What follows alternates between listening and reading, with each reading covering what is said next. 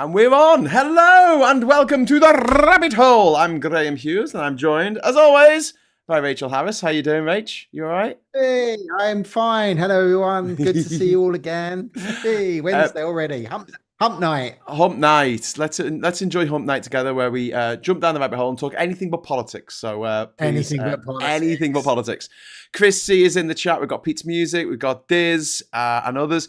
If you subscribe to the channel, if you get in a time machine and go back in time 10 hours and then subscribe to the channel, you will be able to join the chat. Otherwise, you won't. But here's the thing. Just subscribe anyway. Give us a like. Subscribe to the channel, and hit the bell notification icon and it'll let you know when we're going live. And Chris says, hi, Graham and Rachel. Hi, Chris. How's it going? Hey. So today we're going to be talking about the top Empire's new list of the top 100 movies of all time. And I've got to say, for the first sort of 10 years, 15, 18, for the first 18 years of Empire's existence, I bought every single copy of it, pretty much. I stopped when I went traveling around the world. I stopped buying it and I never started again. Yeah. But I did like Empire. I did usually agree with most of its reviews, although it famously gave Star Wars Episode 2, Attack of the Clones, 5 out of 5, which is a bit of a nonsense. But we'll get onto that in a moment, because what we want to do is we want to hear from you in the chat. We want you to be involved. And what we want to know, right? So I was at Ash last night. There's my little Access All areas there saying Ash from SJM Concerts, Simon Moran from Warrington, if anyone knows him. You walk in like Wayne's World with your badge. Yeah. Hello. Yeah. Hello, hi. So what I want to know is, and I know because I know Mark, the bassist from Ash, I get to see Ash when they're playing nearby for free, right? So what I want to know from you in the chat, I want to know your claims to fame, your claims to fame, your people that you know who are famous for one way or another, and also we want to know gigs. Now, not just like every gig you've ever been to, but the best gig that you got into for free. The one that you blagged into by knowing a friend of a friend of a friend. Or just by being in the right place at the right time or whatever. So if you want to let us know those in the chat, we will be picking them out as we go. So, Rach, you give me a list of fucking 100 films. 100 films. I can do the crap bands I've seen, or the Z-lists I've met if you want. But do you know? When you gave me the list, I looked through it and I thought, I've seen all but 3 of these. And so I watched Do the Right Thing, Spike Lee's film from 1989. I watched that this afternoon. Okay. And I was watching it all the way through. I was just like, I've seen this before. I just remembered nothing from it. Absolutely nothing. But, fun fact, the guy who plays Gustav Fring from Breaking Bad, Giancarlo, what's his name? Yeah, he's the Sith North, whatever it is, or in Star Wars as well. He is, yeah. In The Mandalorian, he was in that, wasn't he? As one of the bad guys. Was he the one with the dark saber? Did he have? He's also in The Boys as well. Anyway, Giancarlo. Sorry, go on. If you're a gamer, he's the main protagonist in Far Cry 6. Ooh, well, he gets around. But one of his big breaks was Do the Right Thing with Spike Lee. He plays the guy who wants pictures of black people up in the pizzeria.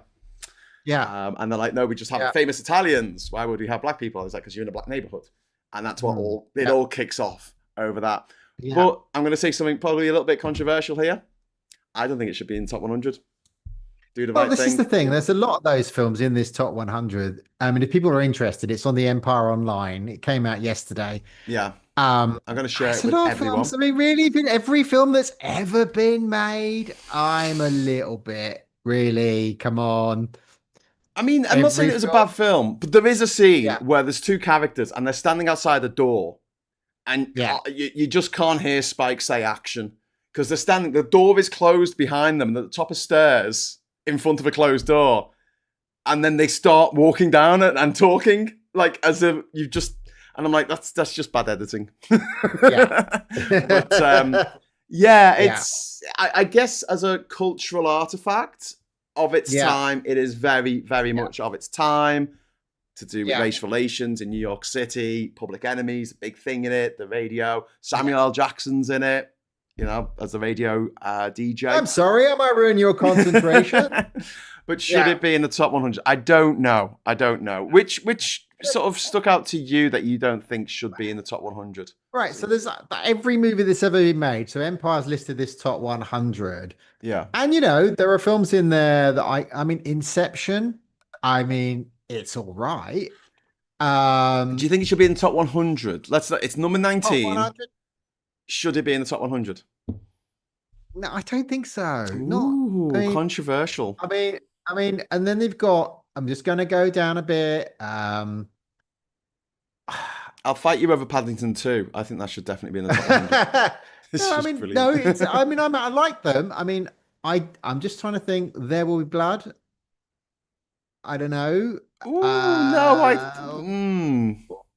I don't know. Come on. My straw reaches across the room, and I drink your milkshake. Hot Sounds Fuzz. like Gandalf then. It's funny. It is. But the best top 100 films in the ever been made, Hot Fuzz. There's a few in there that are kind of like love letters to cinema. Hot Fuzz is one. La La Land, another love letter to cinema. I'm sure Cinema Paradiso is in there somewhere. It always is. But Casablanca is number 33. I would have put it way higher. Also, it's missing Crank. Yeah. Okay. Jason Statham. Arrival. It's a great sci-fi film. Yes. It's really good. I loved it. Top 100 films out of 100 years of filmmaking. I don't know. I'd have that in there. I'd have that above In the Mood for Love. 100 years of filmmaking. Well, in the top 10, we've got Lord of the Rings, Fellowship of the Ring, which is a bit unfair because it's just one movie of 3. And then you got Star Wars, which is one movie of, 100 and it's the second Star Wars. Godfather. The first Star Wars. Can we talk about Godfather? It's all right. Yeah. Am I going to annoy people by saying that? It's all right. I don't... It's not any opinion. It's down the rabbit hole. Everyone can have an opinion. As far as gangster films are concerned, I prefer Goodfellas. Great quotes. You come here asking me for a favor on the day of my daughter's wedding. Gonna make him an offer he can't refuse. He's gone to sleep with the fishes. Yeah. But waking up with a horse's head in my bed. Dark Knight. I don't think that would be as high if it wasn't for the fact that Christian Bale one. Yeah. And Heath Ledger playing the Joker. I don't think it would be as high if Heath Ledger was still with us. God rest his soul. Yeah. The reboot, the first Batman film, was amazing. It came back. It had Jack Nicholson. It was good, right? It was that's the relaunch. Why is that not there? Because that was like, oh wow, Batman can be great. It's not the 1960s thing with power and all ridiculousness. They've made this dark. He's driving a dark car. He's got Michael Caine in his butler. This is shit hot. Which one? Sorry, you're talking about the 1989 one? Yeah, that wasn't Michael Caine. That was the Dark Knight. That was Batman Begins. Oh, well, who's the butler to? I don't know, some bloke. Oh, well, there you go. Anyway, I think in the first Michael 4 Batman movies, the Michael Keaton, Val Kilmer, George Clooney, I think that series that Alfred was the only character who was played by the same actor in every film. Right. The really bad one was the fact that Billy Dean Williams from Star Wars, who played Lando Calrissian, he played Harvey Dent, Justice Attorney Harvey Dent, in the Batman 1989 movie, and I think he might have played him in the sequel. But when Harvey Dent was being turned into Two-Face, he was replaced by Tommy Lee Jones.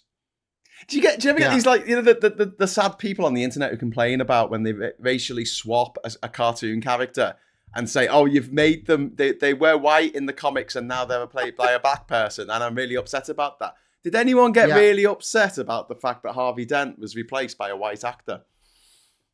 No. I think not. No, in the Pelican Brief, the character was played by Denzel Washington. Yes, and in the book, they get together, but in the film, they don't. Yeah. Because he's black and she's white. Fine. There you go. Yeah. Nice bit of unconscious racism for you all there. Yeah.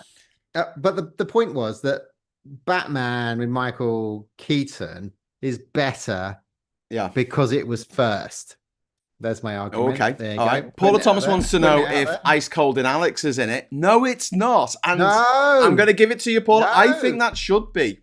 I genuinely think it's one of the top 100 films. Not necessarily the best, but at least in the top 100. I think it should be in there more than Scott Pilgrim versus the World.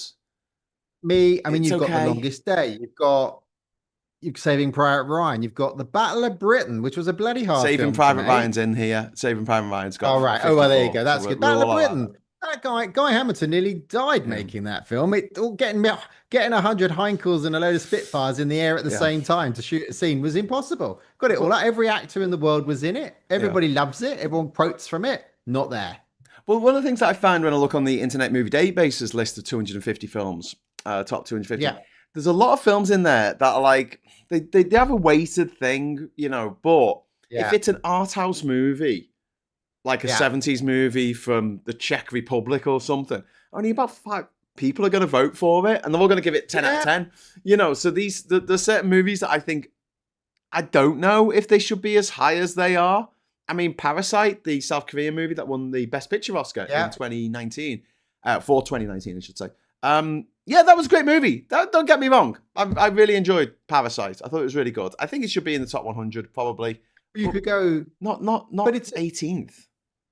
But you could also go, it's all about perception in here. I mean, it's like, well, Mulholland Drive was so good, It was so good. But it's not there, A lot of people love that film. Oh, is it not there? Mulholland Drive, no. And The Valley. Yes, it is. Mulholland Drive is there. It's number 73. It's not. It isn't. Below Rear Window and above Train Spotting.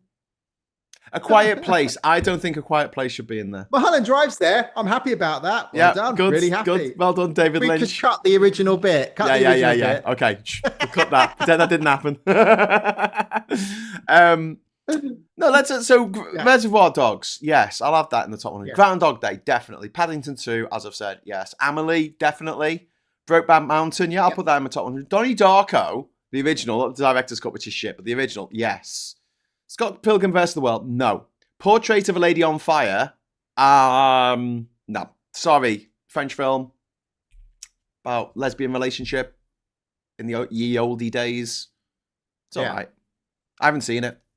I'll put that down as a half. Leon, I don't know. Yeah. What do you reckon, Leon, the Professional?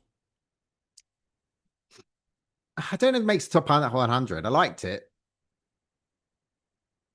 I think it's a bit uncomfortable watch now. But what I'm arguing is, if you've got a load of Gen Z sitting down going, come on, give us your top 100 films, and you put 1,000 of them in the room, would Citizen Kane be there? No. But it should be. I like Citizen Kane. Yeah, it's a great movie. Is it? Everybody has. Do they put it in there because it's like, oh, well, I have to put Citizen Kane in there? No, it's a really good movie. It's just a very, very well put together film. Technically excellent. Good script. Great performances. Maybe. I don't know. Logan. Okay, out of all the superhero movies, I'll say I'll give Logan a let. That can be in the top 100. Yeah. The Terminator. Yeah. No Country for Old Men. Okay. It's all right. It's Coen Brothers. Titanic. I'm going to say yes for Titanic. Yeah, I would go yes for Titanic. But at the time, is it The Longest Night was an absolute classic when it was made. Why is that not there? No, not The Longest Night. A Night to Remember. Night to Remember. Yeah. Is Jurassic Park there? Yes, it is. Well, I'm Pagan. It's number 15. Do not worry. And why not Terminator? Is Terminator 2 there, or is it just Terminator? Because Terminator 2 is a better film. Terminator 2 is way up. I'm going up from 100. I'm going back from 100. So Reservoir Dogs is 100. Logan's 91. Right. Terminator's 90. Black Panther, 89. 86. Black Panther. Yeah, okay. Yeah, Ryan Coogler directing. Yep. Who's bringing back the X-Files, by the way, so that should be quite interesting. The director of Black Panther is bringing back the X-Files. And can I just say, if you have access to Apple TV or some way of accessing the stuff that's on Apple TV, one way or another, please check out Pluribus. It's a new series by the creator of Breaking Bad and Better Call Saul, Vince Gilligan, and also a guy who used to be a writer on The X-Files. There you go. Brought it full circle. And the tagline is, the most miserable woman in the world has to save the world from happiness. There's a lot of them about. Ghostbusters. Harry Flashman saying, I met Lemmy once. That's really cool. I saw Motorhead at the Manchester Academy when they played a long time ago. I was working the can bar, which is cool because you got to watch the band from the can bar. From the other bar, you couldn't see. You could hear the music, but you couldn't see them on stage. The original All Quiet on the Western Front, says Pygmalion. Yeah. That won the Best Picture Oscar, didn't it? In 32 or something. Yeah. Oliver Brown thought Tommy Lee Jones was hilarious as Two-Face. Freckle Puny saying the original Time Machine. There you go. Put that in the top 100. He had a massive falling out with the Riddler guy. Jim Carrey. They didn't get on at all. Ooh. They're not in very many scenes together, are they? No, thank goodness for that.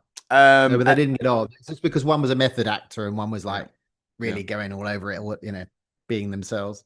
We've got Nick Fury was white in the comics, says Pygmalion. Yeah, I know. And people complain about Samuel L. Jackson playing him when he was brilliant. Shawshank Redemption has to be in it. Yes, Sarah. That's very high. Of course. Very, very high. So Shaun of the Dead, 85. I wouldn't have that in the top 100. Lost in Translation, Sofia Coppola's movie with Bill. No, wouldn't make my top 100. Wouldn't be anywhere near it. And I liked it. Scarlett Johansson. It's all right. It's all right. It's all right. Yeah. Not top 100. It's like you watch it and go, they don't make them like they used to. I'll put one battle after another in this top 100. Is it a film you feel you ought to say it's great, even though, I mean, I liked it. I feel that way about The Godfather. It's all right. Yeah. People go, how dare you? It's a masterpiece. What are the films you watch again and again and again? What are the films you watch once and go, that's it, I'm done? My wife only watches a film. My wife has seen every film once because she never goes back and watches the film again. But she'll sit through films with me a second time, which are all like the Star Wars and all the Star Trek films and all the Battle of Britain, all that stuff. I'm a one. I just watch it once. You get well, my wife is a one, and she gives me, as you know, she gives me a little score at the end.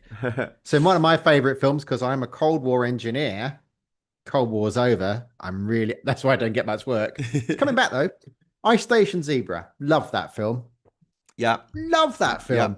Would be in my top 100. My wife gave it 5 out of 10. The most important film in my life. Oh no.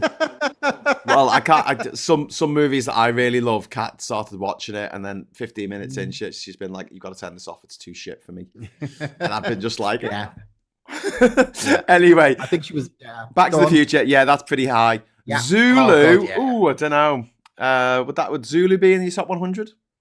That's being suggested. I love Zulu. It's like the Italian Job. I watch him again and again. Well, actually, the Italian Job should be there. But would I watch it again? Well, and I've watched Zulu several million times.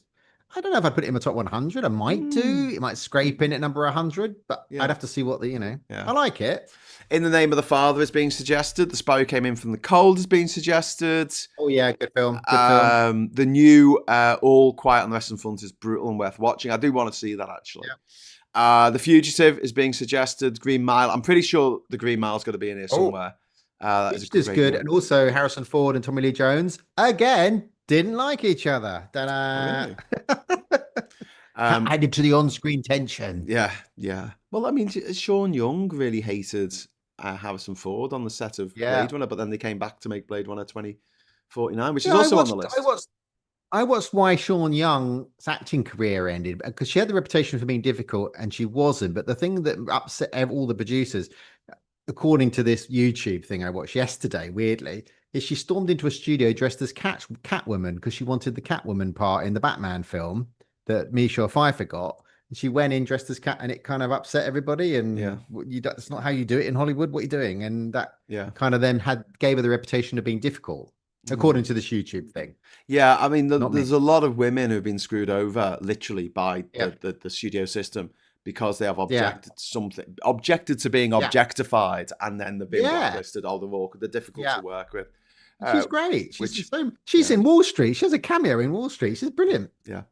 So we've got Lost in Translation. We've got Thor Ragnarok at 83. I did enjoy that movie. Should it be in the top 100 of all time?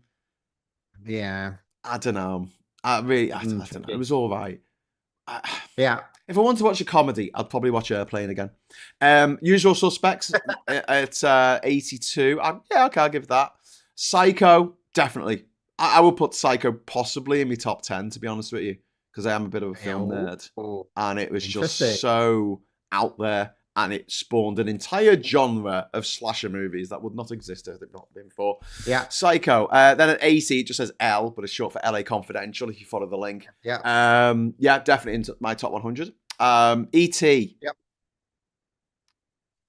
I wouldn't. No, not me either. Sorry to be a dick about people's childhoods. Like it. I watched it in green on a video pirate somebody had when I was 14 years old. I know, it wasn't me. It was just that they had it. So having the in greeno vision on a Betamax wobbly video was probably not the greatest way of watching. Give Mr. Spielberg his photons back. You stole his photons, Rachel. How dare you? I did go to the cinema to see it. I did go to the cinema ultimately, so he got his money. But I love Spielberg films. I love all the stuff he directed. I just didn't enjoy E.T. I didn't. Yeah, I don't think it's his best film. I really don't. No. Yeah, Sarah Davis saying E.T. and also Nightmare on Elm Street, which, just for a cultural thing, I probably would put it in my top 100, Nightmare on Elm Street. But actually, go back and watch it. It's technically shit. I mean, the acting's crap. Heather Langenkamp, she's great, but she's a shit actress. And Freddy Krueger, I don't know. It's just but it was very of its time. Very of its time. Yeah. One Angry Pagan's asking about Alien. Yeah, that's way up at the top. That's miles above where we are now. In number 78, we've got In the Mood for Love. Now, I've seen this, but it's one of those movies like Do the Right Thing that I watched and I just can't remember anything about it. It came out in 2001. It's a Chinese film. I don't know. I might have to watch it again, but it's not something that I'll go, oh, you really should see this movie. You know, when you watch a movie and you just want all your mates to see it, you want everyone that you know, and you're like, oh, come on, please watch this movie, and you want them to love it as well. And if they don't, you get a bit sad. Random, like Crouching Tiger, Hidden Dragon, not here. House of Flying Daggers, not here. No, those films are all classic. I'm sure Crouching Tiger would be in there. Oh, don't say that again. No. Oh my God, it's not in there. Unless I'm spelling classic. Crouching wrong. Tiger. No, put Toga. Tiger. No, it's not there. Not there. Classic film. That is unbelievable. That. Okay, yeah, I'll take out In the Mood for Love, and I would so put in Crouching Tiger, Hidden Dragon. That is such a great movie. I'm going to just throw out a wild. What about? Okay, so this film is everybody's seen it, everybody loved it at the time. 4 Weddings and a Funeral. Why is that not there? Is it not? Don't. So if you pull it out again, I'm going to get really angry. I'm just checking. It might be in there somewhere. No, you're right. Notting Hill, 4 Weddings, that kind of love actually kind of icky, lovely, squishy films. That's a genre. There should be a squishy film there. It's not. Yeah, that's another thing as well. Do you know what I think about these top 100s? I think they should pick 10 genres, right? Yeah. And give you the top 10 for each. And I say that because it does feel a bit daft making a list and going, Airplane should be on there next to Citizen Kane. Because you're like, well, they're completely different films, but obviously both are amazing. Freckle Puny saying Downfall. I'd be surprised if Downfall's not on this list. I love Downfall. That's a great film. Oh, no. I'm getting that annoying... No, it's not there. Downfall's not there. Again, nonsense. Downfall should definitely be on there. German film about the downfall of Hitler. Fantastic. The baddies lose. Sorry, spoilers. The Longest Day. I mean, every actor in Hollywood's in that. Why is that not there? Red Buttons. It's a 3.5 hour Pardon? Red Buttons. Say that again. Red Buttons is an actor called Red Buttons. Indiana Jones says, so I'm pretty sure Raiders will be in here. Yeah, there's somewhere. a Raiders in there. Definitely got to be a Raiders. So what else have we got? We've got, where was I? I was up in the middle of Star Wars Return of the Jedi. Okay, I'll put that in my top 100 because I'm a big Star Wars nerd. Arrival. I would have that in my top 100. Honestly, yeah. I love Denis Villeneuve, or Dennis Villeneuve. Don't know how to pronounce that. It was a really interesting sci-fi. The alien language. Solid sci-fi. So if you were doing a top 10 sci-fi films, that would totally be in there, wouldn't it? Yeah, that probably make and it. 2001 Space Odyssey. Yeah, maybe definitely. Maybe I don't know. It would. I mean, the Terminators, Aliens, all that stuff would be in there. Maybe a Trekkie movie. I would put Alien into horror, and I would put Aliens into war. Yep. Okay. It's all an allegory about Vietnam. Every movie made, every action movie made in the 80s is about Vietnam. Is Platoon in there? Let's have a look. Yeah, Talking of which, Platoon's in there somewhere. It's Platoon. Is it? I'm just no. Platonic was in there when I was looking up the word. Platoon. How can you miss Platoon out? Oliver Stone. Apocalypse Now, or I'm sure Apocalypse Now is in there. You said that about the other two I've just said. Well, I was very surprised not to see him, but yeah, usually Apocalypse Now is there. 29. Is there. Yeah, it is there. I was going to say. Because the same films always pop up on these lists. Yeah. But who do I enjoy more? I enjoy Platoon more than I enjoy Apocalypse Now. Yeah. Art housey wise, I have to say. Oh yeah, of course. Apocalypse Now is the best Vietnam film. Yeah. But it's not. Platoon is. It's kind of boring, isn't it? Compared with Platoon. Yeah. Anyway, Clifford, starring Martin Short, should be in there, about a giant dog. You're right, Clifford the giant dog. RoboCop was revolutionary. I don't know if RoboCop is in there. But yeah, RoboCop. I would put RoboCop, the original, not the remake, in my top 100. Yeah. Just because save the arm. Lose it. Yeah. So what else have we got? We've got where were we? We were in the Mood for Love, Arrival, The Quiet Place. I wouldn't have that. No, I wouldn't have The Quiet Place in there. It's all right. Trainspotting, I would have that because again, culturally amazing soundtrack. Significant film. Mulholland Drive at 73. You don't want that in there.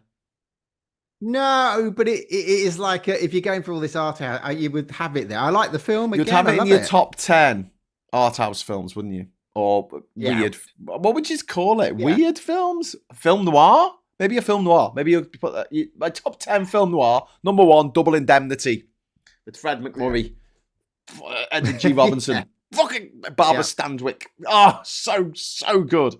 But yeah, so next we have Rear Window, Hitchcock. You like that, don't you? I love that. Yeah, that'll be my top 100. Jimmy Stewart. Is it Jimmy Stewart or Cary Grant? I always get them mixed up in those movies. Yeah, it's Jimmy Stewart in a wheelchair watching a murder. In a wheelchair, yeah, Jimmy Stewart.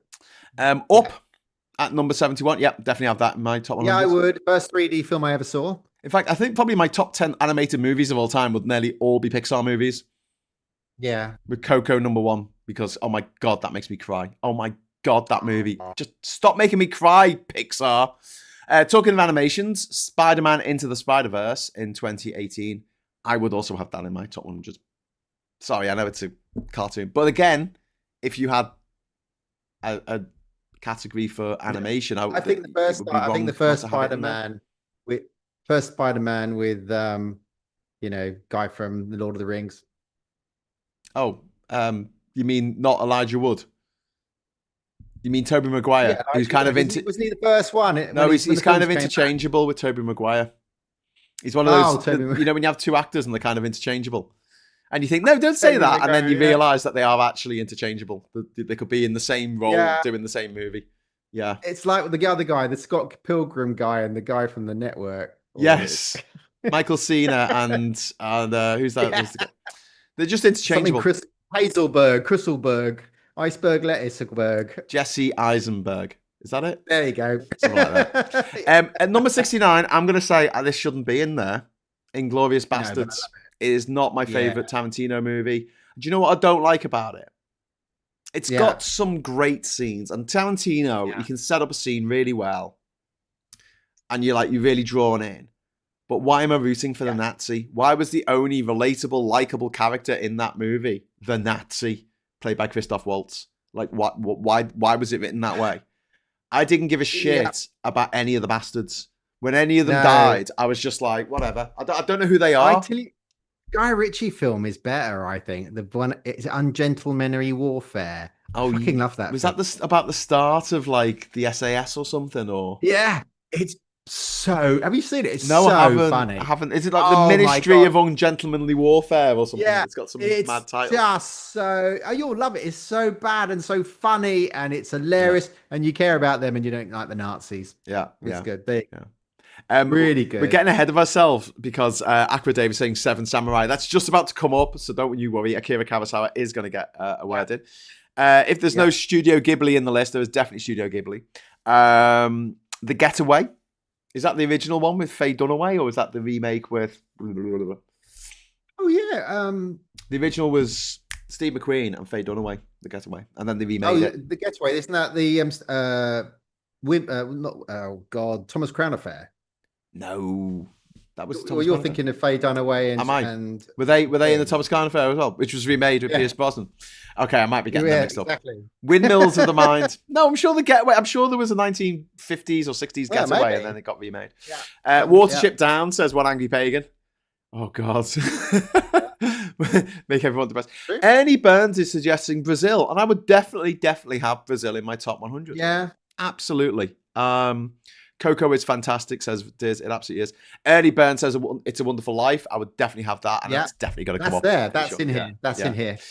Top Gun. The Great Escape. Great Escape again. Another great war film. I'm a war film buff. Not there. Everybody loves it. Everybody puts it on at Christmas. I think it's one of those movies that we're seeing too often because it comes on every Christmas. Seen it too many times. But you still watch it thinking that Steve McQueen's going to make the jump over the second fence, but he never does. Yeah, and all the bike scenes he insisted on them being in the film, and they weren't going to be in the film. Yeah. And the final jump he doesn't make. It's the guy who sells him motorbikes does that jump. They call him in. He does the jump because he couldn't make that final jump. Rather, he didn't make the jump at all. Hey, Ashashak says Vertigo, incredible unfeel-good movie. I don't think we should. I think we should just stick with one topic. I think that whole sort of discourse about claims to fame didn't quite land because obviously we're just talking about movies in the chat. Don't worry about it. We'll just talk about movies. Maybe we'll do the claims to fames next week. That could be our topic of discussion. Our best blags. Yeah, absolutely. Our best blags. It doesn't have to be a gig. Could be anything. When did you blag into something? But tell us about that next week. Von Ryan's Express, says Billy Kershaw, with Frank Sinatra. Famous. Don't spoil what happens. Don't spoil the ending. Do you know who spoiled it for me? Fucking Empire. Because they did the top 100 war movies of all time, and they spoiled the ending in the description of Von Ryan's Express. And I was just like, oh, no. Why would you? You should watch this movie. Okay, I'll watch this movie. And here's the end. 12 Angry Men. Okay. I'm pretty sure, Ernie, that's going to be coming up soon. Ronan, says Sarah Davis. I doubt that'll be in the top 100. Valkyrie. What was that one that Sarah said? What did Sarah say? Sarah said Ronan. Oh, Ronan, yeah. I thought you said Roman Holiday, which is not there. It's not. Roman Should Holiday. It be there? Is Gregory it one of the films you have to say you like and you don't? No, I like it because it's got Audrey Hepburn in, and I love her. I've seen all the films she's in. Hello, darling. I go to the powder room. I've seen Two for the Road. I've seen A Nun's Story. Oh yeah, I've seen Sabrina and what was that? Paris When It Sizzles. I've seen some absolute fucking garbage with her in, but she just is perfect. She's lovely. She's lovely. Yeah. No, she is lovely. But yeah, there's a picture of her in this office somewhere. There's a picture of her downstairs. Got a picture on the wall. And One Angry Pagan says, I suppose Lord of the Rings is a given. Well, we don't want to give too much away, but it's number one. So yeah, we will be getting there. We are doing a countdown here. You're not one, Lord of the Rings. Number one, Lord of the Rings. But yeah, so Inglourious Basterds, I don't think should be there. Lady Bird with Saoirse Thingy-Mabobajig from, she was the evil little girl in the film Atonement, who fucks things up for everybody. Right. And I've never forgiven her. So I've not watched Lady Bird on purpose because of the character she played in that other movie 10 years earlier, where she played an evil little girl who spoilt she ruined everything, Rach. Rach, she ruined everything. Never forgive her. Anyway, Wolf of Wall Street, says Sarah. Ooh, I don't know. That's a good film. It's a good film. Is it just a remake of Goodfellas, though? Is it just guy finds criminal enterprise and making loads of money? It's dead good for a bit. He goes to some fancy restaurant. He tosses some dwarves, and then the police come, and he gets away with it. Basically, it's more of It's like Wall Street more than. Yeah, but in Wall Street, he doesn't really get away. Gordon Gekko doesn't really get away with it, does he? Although Freckle Puny suggesting Wall Street for our top 100. Disney's saying Lady Bird is good. Okay, well, we'll watch, because I haven't seen Lady Bird and I haven't seen Portrait of a Woman on Fire. I will watch those two movies in the next few days, and we'll make an effort to watch it. Atonement is a better book. Well, Diz, can we just talk about this for a moment? This phenomenon. Of course it is. The book of the Lord of the Rings is better than the film of the Lord of the Rings because it's your imagination. And your imagination is always going to be slightly different from what the director makes. But I was very, very, very happy with the adaptation of Lord of the Rings. Less happy with The Hobbit. But I was fairly happy with... Go on, sorry. I bought The Hobbit in 3D, so I quite like it. Yeah. I'm one of those people that go around buying 3D films still. I've got a 3D telly still. So I still look and search out 3D. I found Terminator 2 in 3D. They released it in 3D. None of the other Terminator films are in 3D, but Terminator 2 is. It's great in 3D. Come with me if you want to live. So where were we? Spread no sound. Yeah. Number 67, another one that I would not put in. I would put it in my top 10 musicals, but it would probably be number 10. Singing in the Rain. Yeah, I don't like musicals very much, so it's not really no musicals will make my top. The songs are great. Good morning, what a beautiful day, and obviously Singing in the Rain, fantastic song. Would it be in my top 100? No, and I'll tell you why. Because it makes no fucking sense at all. It's about the transition to talkie movies, but they wrote the songs first, and then they wrote the movie around the songs. So it's a bit like Mamma Mia in that respect. And I if I had to put a musical in the top 100, I'd put Moulin Rouge in, and it's not there. Yeah, same here. I would definitely put Moulin Rouge in because you can. And I'll say, why have you done that, Graham? And I'll say, because I can. And where's Cabaret as well? I mean, that was a classic film, wasn't it? It was, yeah. The Nazis are coming. So next we've got One Flew Over the Cuckoo's Nest with Jack Nicholson. Mm-hmm. I would put that in the top 100, definitely. Fantastic movie. Produced by Michael Douglas, who went on to be a film star. He was the producer of One Flew Over the Cuckoo's Nest. A small world, in it. Helps that his dad was Kirk Douglas, who was a very famous actor. Seven Samurai at number 65. Akira Kurosawa. We're going to go for that. Thumbs up. Yeah.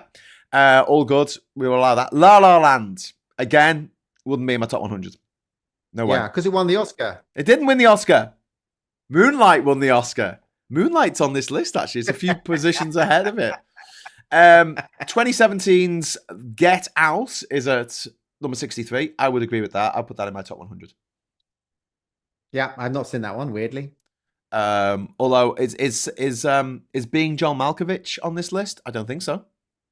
No. So I'm not happy about that.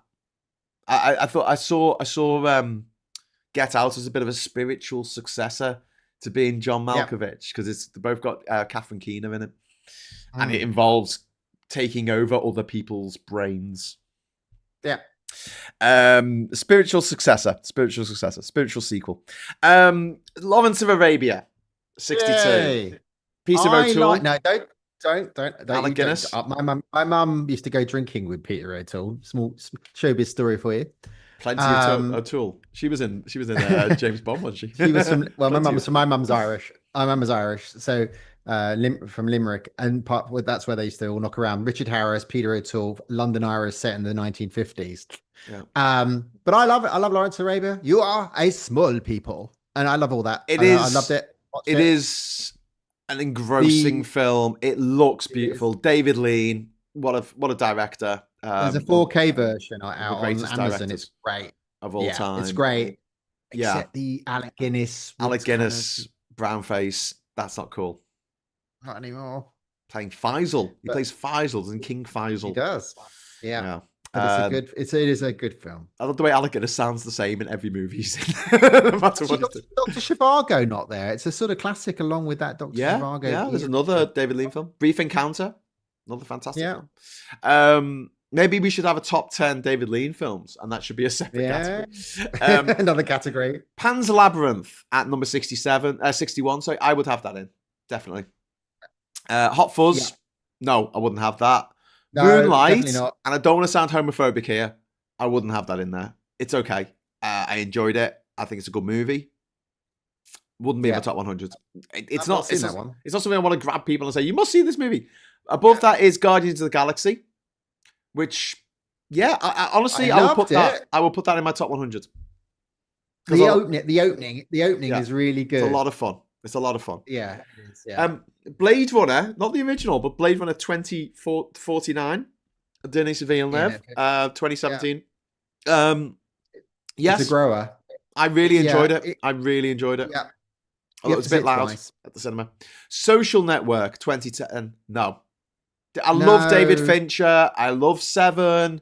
I love the Zodiac. I have a little bit of affection for Alien 3 just because it was the first 18-rated movie I got into a cinema to see. But the uncut version of Alien 3. Yeah, that wasn't fucked up by the studio. But yeah, I did just the Social Network. I don't like Jesse Eisenberg, whatever his name is. Sorry, I keep getting his name wrong. Whatever it is, I don't like him for some reason. Yeah. It just gives me the ick, and I don't like Zuckerberg, who he's portraying, and I don't like anyone in the movie. And I think that's a problem that I have with Bridget Jones.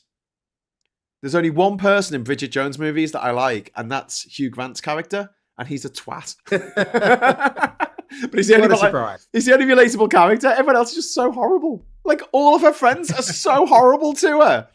She goes to like a dinner party, and they're all like, "Why are you single? Oh, you're so ugly. Oh, you smell." And she's just, "You can't cook, Bridget." I know, "Oh, you're rubbish, Bridget. Why don't you get a job, Bridget, you fucking loser?" I'm like, I like Bridget Jones, but I mean, can you see what I mean, though? Can you see what I'm... Yeah, actually, her dad's quite nice. Her dad's quite nice. Thingy from Moulin Rouge. George Broadbent's not big on trams anymore, even though he was in the Crying Game, for fuck's sake, behind the bar. Yeah, yeah.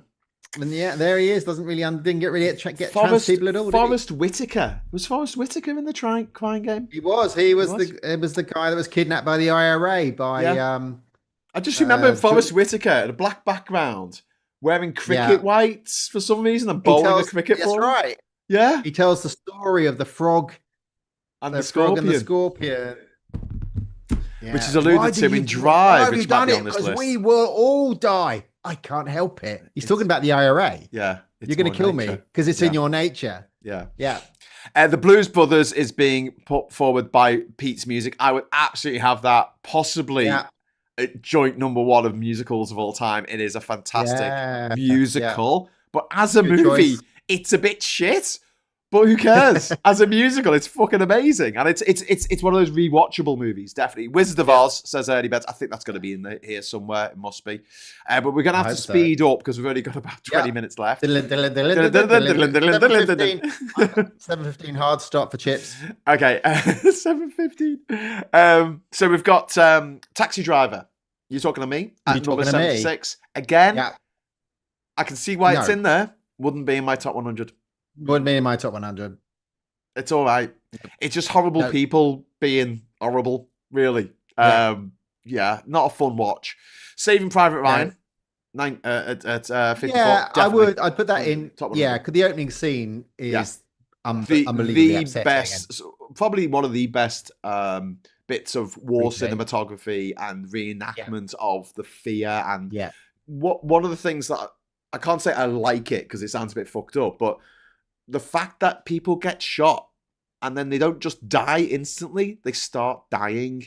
And that's so much more realistic than the fantasy bullshit that we get fed by Hollywood most of the time. It's just like, oh, I've been shot. And they fall over and that's it. They're dead. No, it's like, oh, I've been shot. It really hurts. Yeah. Ow. Ow. Oh, someone come and help me. And they're like, that's right, Reservoir Dogs. Yeah. Because that starts, spoilers if you've not seen it, it starts with British lads getting shot, doesn't it? And he's there and he's bleeding for the whole movie, you know? And that's what it's like to be shot. You don't just... unless it's a headshot or something. So yeah, very, very visceral. Yeah. Forrest Gump at number 53. I wouldn't have that in my top 100. I liked Forrest Gump a lot, but top 100, I don't know. I watched it the other day, weirdly. Oh, right. You watched it weirdly? What did you watch it upside down? Bum, bum. Bum, bum. Both thought the same joke. I beat you. I thought I got to get the full gram. Yeah, I like Forrest Gump. I mean, it is a classic. I mean, you know, people quote from it.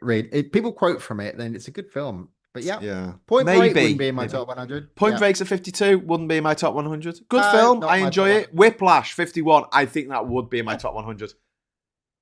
Yeah, I would put that in there. Just aside from Point Break, where are all the Matrix films? I know you might not like the Matrix films, but they're not there. Oh, they are. Matrix number 1 is there, quite near the top. Oh, there you go. I really should look ahead, shouldn't I? The rest aren't. One Flew Over the Cuckoo's Nest. No, we've got that. Where Eagles Dare, says Saz. Ooh. Oh, that's going in. That'll be. I'll fight anybody. No. I'm okay. Yeah, that and the Guns of Navarone. Raise the Lost Ark, says Eddie. Yeah, definitely going to be in that. Rocky Horror Picture Show should be on that list, which it isn't. Again. That's another movie. If there was a top 10 for musicals, Rocky Horror would have to be in there because it's so... Oh, I love Rocky Horror. Oh, that's a musical I do like. There you go. Shocker and I think maybe... So I say Whiplash should be in there because it's a damn good movie. But if you think about, like, stuff that's changed culture, like Indiana Jones changed culture, Star Wars, Jaws changed culture. And I can say that about Forrest Gump. Titanic. It did. Whether you like the movie or not, you can't... You can't deny the cultural impact. Whereas Whiplash, I love the movie. It would be in my top personal 100. But did it really have that, you know, the moment of the moment that changed everything? And this is why number 50, Vertigo, I would totally have that in. Hitchcock at his arguable best. As you know, this whole idea of a doppelganger and trying to work through trauma, and it's a psychological mindfuck of a movie. It's fantastic. Yeah. Spirited Away, Studio Ghibli, at 49, which I love, but I would put Princess Mononoke higher. I'm probably pronouncing that wrong. Sorry if I'm getting that wrong, but Spirited Away, fantastic movie. Ghostbusters. Yeah. It'd be my top 10 comedies. Yeah. In your top 10 films of all time? I would say yes because of the cultural impact. It was massive. At the time. The branding of that film was everything. And Ghostbusters. And the theme tune and everything. You know, it was just... Ray Parker Jr., naughty. He stole that, didn't he? He did. 47 is Do the Right Thing, which I've already mentioned. I watched it this afternoon. I wouldn't have it in the top 100 of my films. It's okay. Schindler's List definitely would have that. Definitely be in the Big Lebowski, absolutely 100% would have that. I fucking love that movie. It's a Wonderful Life. Love that movie. Yeah. A Wonderful Life. Yeah. Jim Stewart. Great Christmas film. Oh boy, it's Christmas. Yeah. There Will Be Blood at 43. Yes, I agree with that. I would have that. 12 Angry Men. Henry Fonda at number 42. Yes. 100%. Yes. All over. I love that movie. Okay. Fantastic film. All right. Directed by Sidney Lumet, who also directed Dog Day Afternoon and The Hill. The poster for which I found the other day, which I was dead excited about. Sean Connery in The Hill. Man, I used to judge awards for all sorts of organizations for LGBT, and I was Henry Fonda in a room full of you got everyone around 11 other people who wouldn't go for the thing I wanted, and by the 3 hours later they all gave in. I won. And not to stand but a knife in the middle of the table. It's just a great movie. Proud. All set in one set, based on stage play. In fact, in the stage play, the drummer number 12, Henry Fonda's character, in the stage play, he convinces everyone else that the person is guilty. Whereas in the movie, he convinces everyone that they're innocent. It's innocent, yeah. Silence of the Lambs, 91. Yeah. Hello, Dr. Lecter. Yeah. Anthony Hopkins there stealing the show. He's only on screen for about 13 minutes, you know. Everyone forgets about the rest of the movie. They just remember Hannibal. Yeah, and I do like Hannibal. I really liked Hannibal as well. But anyway, a lot of people didn't, but I did. Yeah, it was all right. Yeah, well, you know, I flew halfway around the world. I was going on holiday to Venice. If you're going to Venice on holiday, not Florence on holiday, give Hannibal a go. Yeah. Gives you all the sights. Citizen Kane at number 40. Yeah, that would have been higher in my list, but it's got to be in the top 100. It's got to be. Cultural impact. Changed filmmaking for the better. Gladiator 2000. Although it's just Gladiator came out in the year 2000. Although a movie called Gladiator 2000 sounds hilarious. Ridley Scott's best film. Do I not entertain you? No, that's the Alien. I was going to say Alien's probably Ridley Scott's best film, or Blade Runner. But yeah. You know what's not there that should be? That Master and Commander's not fucking there. No, it's not. That would be in your top 100, wouldn't it? Fucking number 3, I think. Was that Ridley Scott? Master. I can't remember who directed it. No, Weir, something Weir. Oh, Peter Weir, yes, the Australian director of Gallipoli and Picnic at Hanging Rock. I love Master and Commander. And also he directed the Truman Show, didn't he? Peter Weir. And Witness. Yeah. I think. I don't know. It's off my head. I love Master Commander. Why is that there? Good, the Bad, and the Ugly. 1966. Yeah, classic spaghetti western. It's got really bad dubbing in it though. Music's fucking fantastic. Ennio Morricone. Whatever you say. One of the greatest writers of movies ever. But yeah, would you put The Good, Bad, and the Ugly in the top 100? No. I'll put it in my top 10 westerns. Dirty Harry films. They're classics. They're not there. Yeah. So if you had the choice, you could watch Clint Eastwood in a cowboy movie, or you could watch Clint Eastwood in a cop movie. Which one would you watch? I would probably watch Good, Bad, and the Ugly, A Few Dollars More, Fistful of Dollars, all those films. I love all that stuff. In the top 100, don't know. Yeah. I like those films. Yeah. I like Dirty Harry films. Simply Secular Dave is promoting Debbie Does Dallas, which is a bit of a disappointment, that movie. It's a bit like Jason Takes Manhattan, Friday the 13th, Part 8. He doesn't take Manhattan. He spends most of the time on a boat. And Debbie doesn't do Dallas. She has sex with a football team. so they can afford money to go to Dallas or something. I don't know. It's got nothing to do with that. It's not set in Dallas. It's just not that I've seen it. Debbie finances Dallas. Blade Runner is Scott's best movie, and fantastic score with that by Vangelis. Pirates of the Caribbean is on the list. It's not actually. No. I'm not. Grapes of Wrath, John Ford. That's not on the list, but yeah, that is a fantastic movie. Akira. Oliver, I would put Akira in my top 10 animations. Absolutely. Probably one of the best Japanese anime, not excluding Studio Ghibli. If you're going art house or you're going films that everyone, what happened to Alfie? What happened to The Italian Job? What happened to all those films? They're all films people love and watch and talk about. Not there. That's a bit weird. And remake incessantly. So now we're getting into the meat of it, I think, because we're kind of getting to the good man. We've got 7.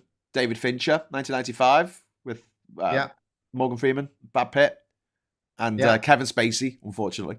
Fantastic movie. Saw that at the cinema. Didn't know what to expect. Jesus Christ. Eternal Sunshine of the Spotless Mind, and number 36. Absolutely 100%. I would have that in my top 100. I would, but it's a depressing bloody film. Is it depressing, though? They meet up at the end, and then they're going to fall in love again. And then they're going to delete each other. And then they're going to fall in love again. And then they're going to delete each other. And then...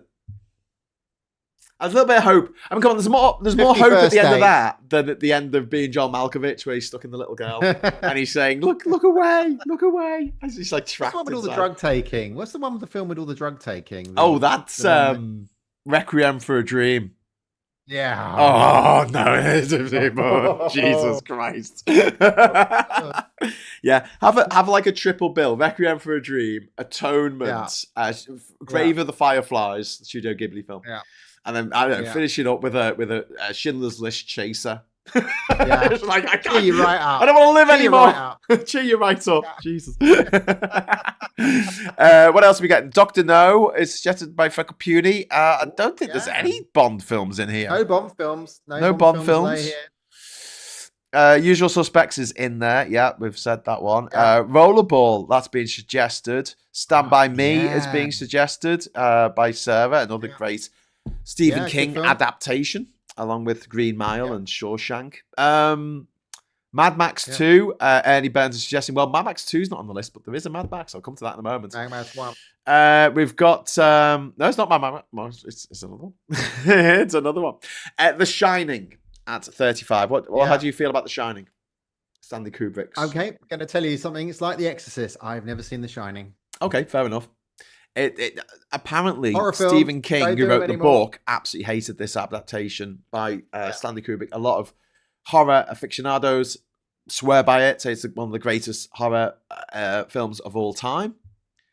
I raise you Event Horizon every day of the week, but Sundays. Nothing is scarier. The Shining is spookier.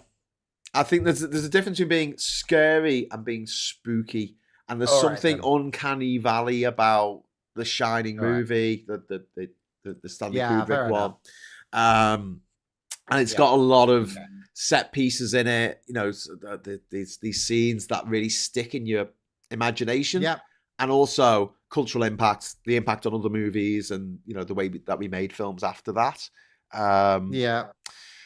It sets a new standard for horror. Let's Blair Witch Project, then, isn't it? Because it's all spooky and atmospheric, and you don't see anything, but Yeah, I guess so. But then what I'd say about The Shining is it was the first sort of horror movie that was to be taken seriously. Like it was an art house horror movie rather than just a horror movie. And you could argue that, you know, Suspiria. Christopher Lee wasn't in it. It wasn't high camp. You know, it wasn't, I'm going to stab you all now. You know, it wasn't Vincent, what's his name? Vincent Price running around killing people in alphabetical order. Or killing people by using the plagues of Egypt as inspiration. The House of Daggers. I remember that Hammer film, The House of Daggers or something. Ooh. House of Wax. There was one where he dipped people in wax. Oh, yeah. To kill them. Spaceball, says Freckle Puny. Yeah, that would probably be my top. Well, I don't know if it would be top 10 comedies. I do love it, but Princess of the Desert is being suggested by Eric.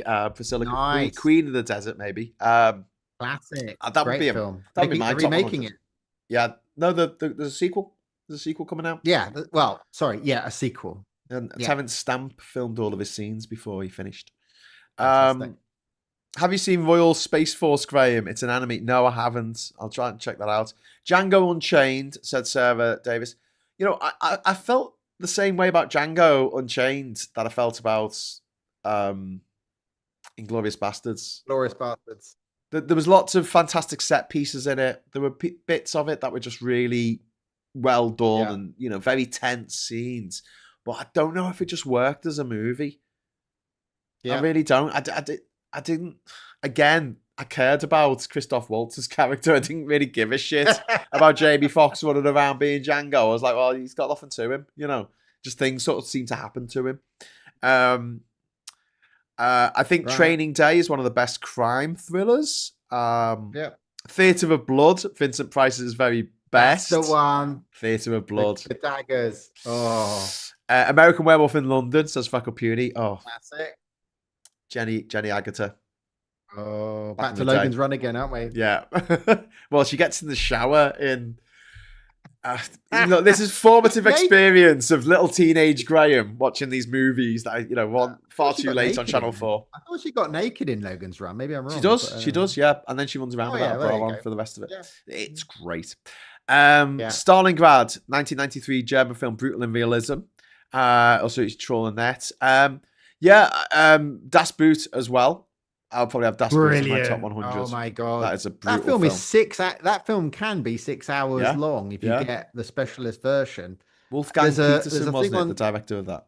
Yeah, he tortured those actors. Some of those actors had PTSD. He made them what he put them through in the real subset that they built. There's a good YouTube about 20 things you didn't know about Das Boat. He nearly killed the actors in that. Yeah. A bit like what's the guy did Fitzcarraldo? Werner Herzog, who just like put his actors through absolute hell. Cluster Bungle suggesting Who Framed Roger Rabbit. That would definitely be in my top 10 animations. Absolutely, without a doubt. Yeah. Sarah suggesting The Crow. I remember seeing that on the flicks. Oh, I have, yeah. I like Lee Brandon. Brandon Lee. Brandon Lee died, died halfway making, made the CGI. Jenny Agutter in Walkabout. Oh yeah, she gets a kiss off in that as well. Oh yeah. That was the year after the Railway Children. The 70s were a wild time. Wow. What can I say? It was a wild time. But yeah, Nicholas Roeg directed Walkabout, and he also did Don't Look Now, which we discussed in our horror film segment. We did the horror films. And The Man Who Fell to Earth. That was him as well. David Bowie. Bowie's in space. Crimson Tide. So that's the same director as Top Gun. That's Ridley Scott's brother Tony directed that. Fantastic. Gene Hackman, Denzel Washington. Good film. Submarine. It's a bit like Red October. It's another Red. It's a bit like Red Planet and Mission to Mars. It's kind of the two submarine films. Ernie Burns is suggesting Come and See. I have that on my list of films to watch, and I was tossing up between watching that or Let the Right One In, and I watched Let the Right One In instead. Did you see the American one or the original Swedish one? Let the Right One In. I think I saw the Swedish one because it was subtitled. I saw it on a tiny BlackBerry phone. The kid in it had the same haircut that Boris Johnson had in pictures of Boris Johnson when he was a child, and I just couldn't. So I didn't like the movie as a result of his haircut. Of his do not.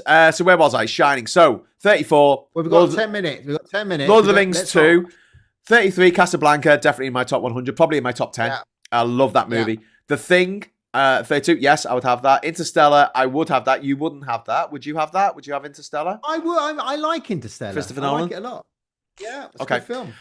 Heat, at number 30, Michael Mann, with, what's his name? De Niro and Pacino on screen together for the first time. They were both in Godfather Part 2, but they didn't share any on-screen time because they're in two different time periods. I wouldn't put that in my top 100. I don't like Heat. I don't like it. No. I just think it's a movie. I think it was too much build up. But no, I don't like it. Yeah. Apocalypse Now at 29. No. I wouldn't have that in my top 100 either. Platoon. It's all right. It's all right. Platoon. Indiana Jones and Last Crusade, number 28. Yeah, I'd have that in my top 100. You chose wisely. Yes. You chose poorly. Lord of the Rings, Return of the King at 27. All the Lord of the Rings films will be in top 100. Yeah. And the best Christmas film? Die Hard. That's 26. Also one of my favourite porno names. A little eggnog. And I would definitely have that in my top 100. Fight Club. Again. No. You wouldn't have that? No. It's all about toxic masculinity. Yeah, we've got enough of that in the world. That's why I don't watch Schindler's List. We've got too many Nazis. There's two movies from 1999. There's Fight Club and there's The Matrix. And a lot of people in the toxic manosphere misinterpret both of them. But Fight Club the book was written by a gay man, and it was a screed against toxic masculinity and the alienation of the nation. And when I saw it, I didn't know anything about it. I went to see it at the cinema, and great film. I would have put and David Fincher again, great director. Yeah, I'll definitely have that in my top 100. Terminator 2. First rule, you weren't allowed to talk about Fight Club, and there you go, talking about it. And I'm talking about it. Terminator 2, I would definitely have that in my top 100. Yeah, 2001, Space Odyssey. I'm a huge Arthur C. Clarke fan. I'm a huge Stanley Kubrick fan. Absolutely, that would be in my top 100. It's a bit long. I know, but if it wasn't for 2001, the effects in Star Wars wouldn't look as good. No, true. Because they realised that what they should do is move the cameras rather than the models. Because if you move the models on a string, they always look like they're on a string. Yeah, right? But if you leave it there and you move the camera around the model, it makes it look like anyway. So a lot of the special effects that were put together for 2001 ended up being used in Star Wars. We've got Avengers Endgame Yeah, go on. I'll throw that in there. Yeah, 21, Alien. I would definitely have that. 20, Alien, Matrix. I think we can all agree on that. Matrix, that again, cultural impact, huge. Yeah. Inception at number 19. No, you don't want that. Oops. I would have that in my top 100. Parasite. I think I wouldn't have it at number 18, but it would be in my top 100. I think Parasite is a really great movie. Comment on social class, and it made me feel great that Britain isn't the only country that's obsessed with class. South Korea is too, apparently. Blade Runner 16. Ridley Scott's. Oh, you missed Aliens. You missed Aliens. Oh, sorry. Aliens at number 17. That's just bloody brilliant, man. We're Jim all Cameron. fucked now. It's game over, man. It's game over. Oh, no, what the fuck are we going to do now? You want some? You want some? Mostly. They come at night, mostly. Aliens, Fantastic War movie. Blade Runner. At 16. Jurassic Park at 15. I would have that in my top 100. Godfather Part 2. No, didn't like Godfather Part 1. It's good. It's a good movie. It's a good movie. And maybe if I want to go on about cultural impact, okay, fair enough.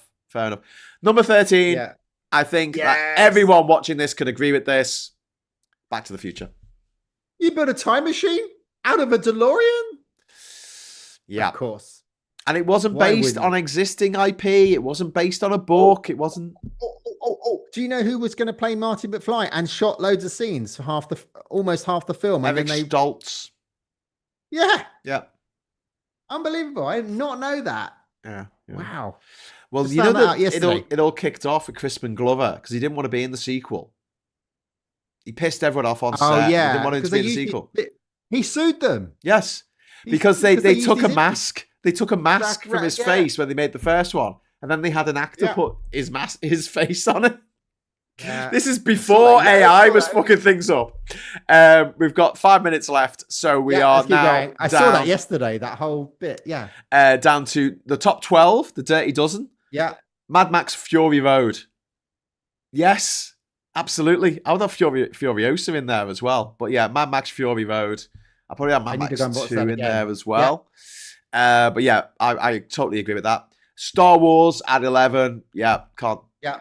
It has to be for the cultural impact alone. Absolutely. Goodfellas at number 10. I wouldn't put it that high, but it would be in my top 100. Do I amuse you? Do I make you laugh? How do I make you laugh? Am I funny? Am I funny? Am I here for your fucking amusement? I hate you. I love the fact that was made, and then at the same time, Joe Pesci was playing one of the wet bandits in Home Alone. It was like, that's the same guy. That was a little psycho guy out of Goodfellas. Oh my god! Raiders of the Lost Ark. We're into the top 10 now. Number 9, Raiders of the Lost Ark. I'm going to say layer cake. Keep saying layer cake's missing. Raiders of the Lost Ark at number 9. Absolutely. Yeah. Avengers Infinity War. The plot hole. What plot hole? Did nothing, the Nazis would.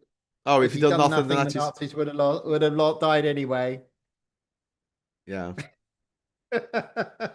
True. Yeah, but then they wouldn't have known where they were, and other Nazis would have come, seen that the box had been opened and that it killed everyone, and go, okay, we can't open the box in front of the Führer.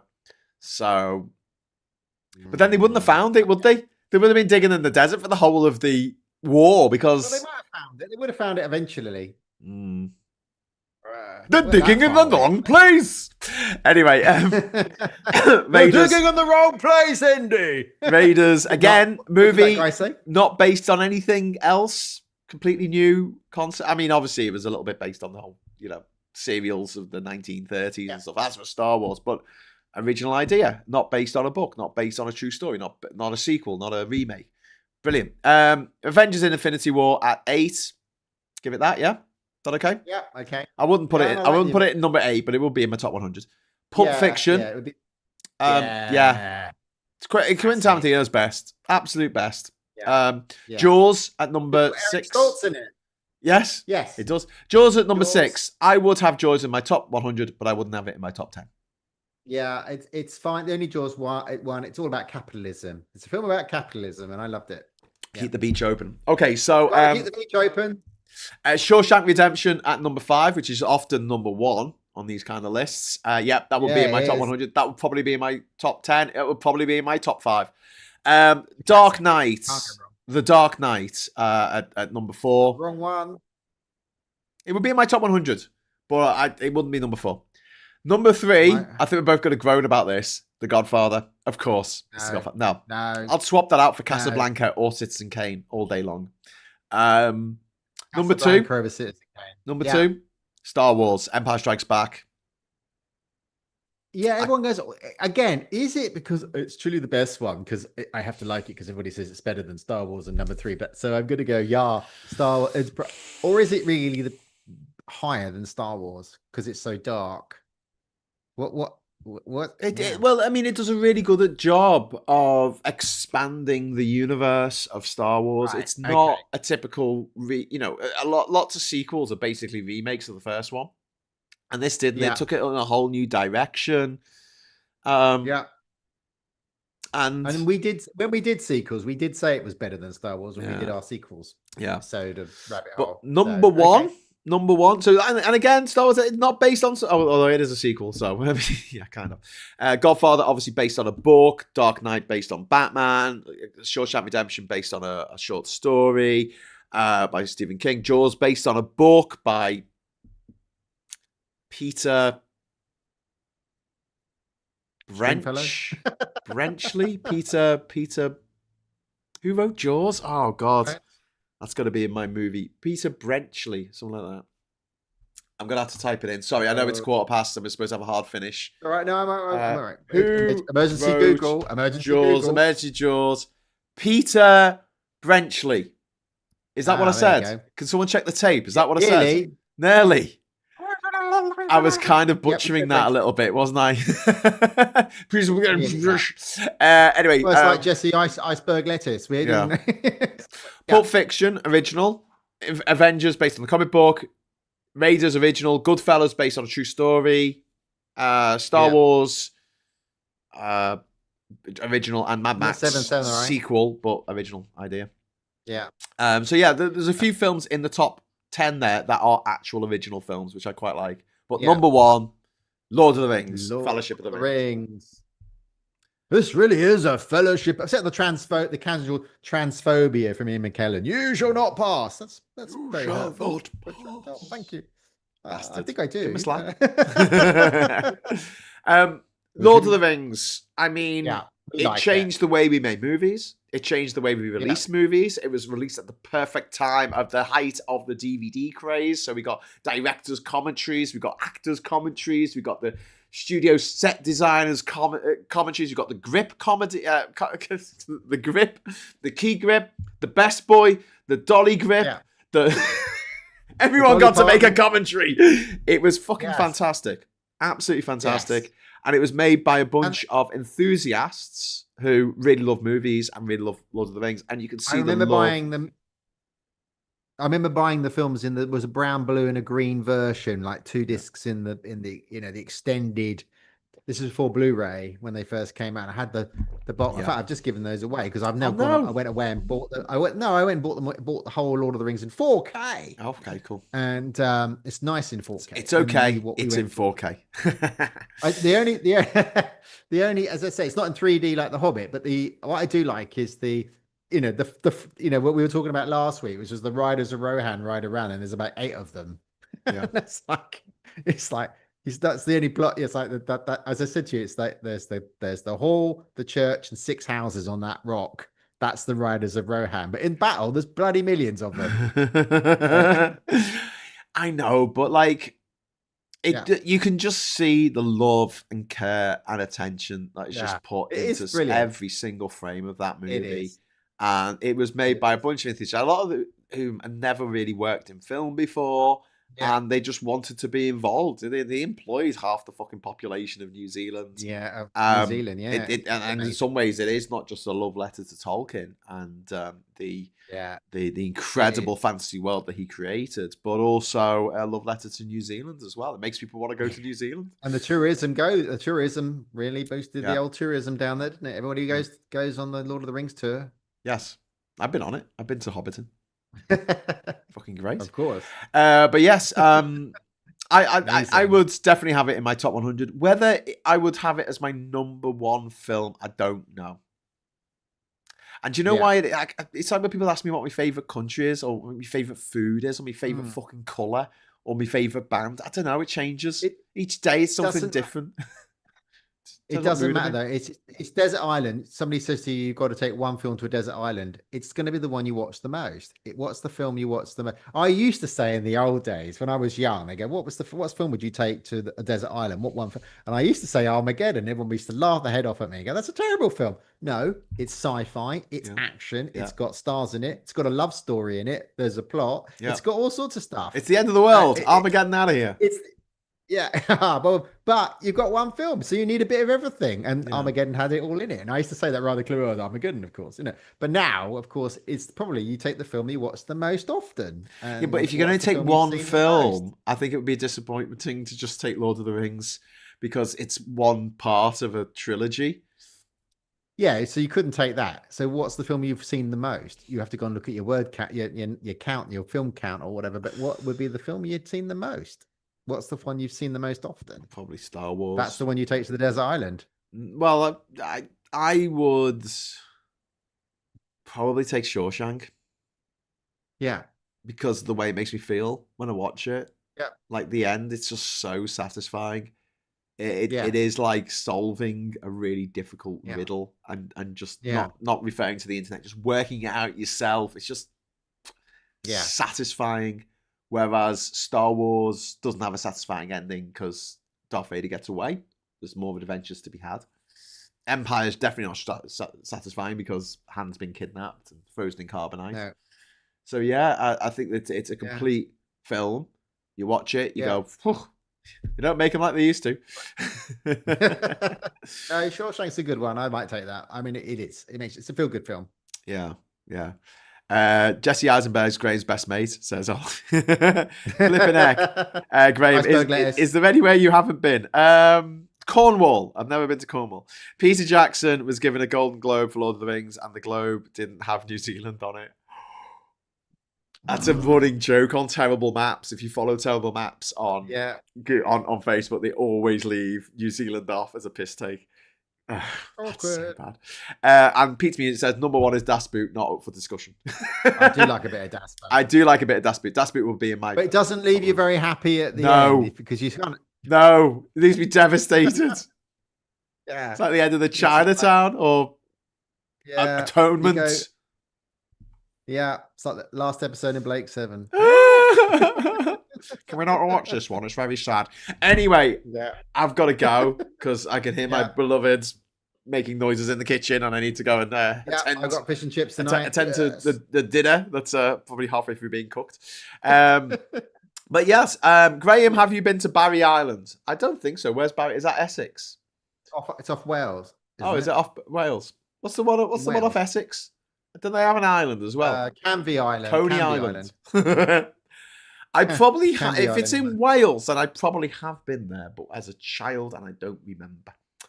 You know when we watch Gavin and Stacey? It's all back there. That's set on, isn't it? Set on that island. I do not watch Gavin and Stacey because I fucking hate that guy. I know. Yeah. He is. Well, if he did, it's set on. If he was a shoe, he'll be a croc. Right.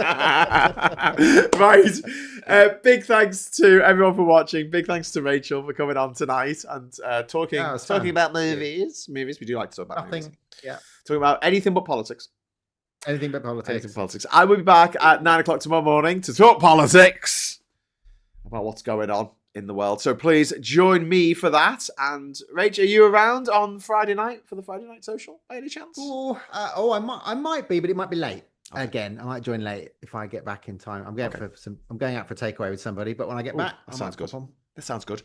All right, well, enjoy your takeaway. And everyone watching, please remember to like and subscribe and press the bell notification and do all that bollocks and make sure that you tell all your friends to do it as well. And yes, Gavin and Stacey was filmed in Barry Island. Barry wasn't very happy about it. Okay, so thanks for watching. And until I see you next, I'll say hello, good evening, welcome, and goodbye.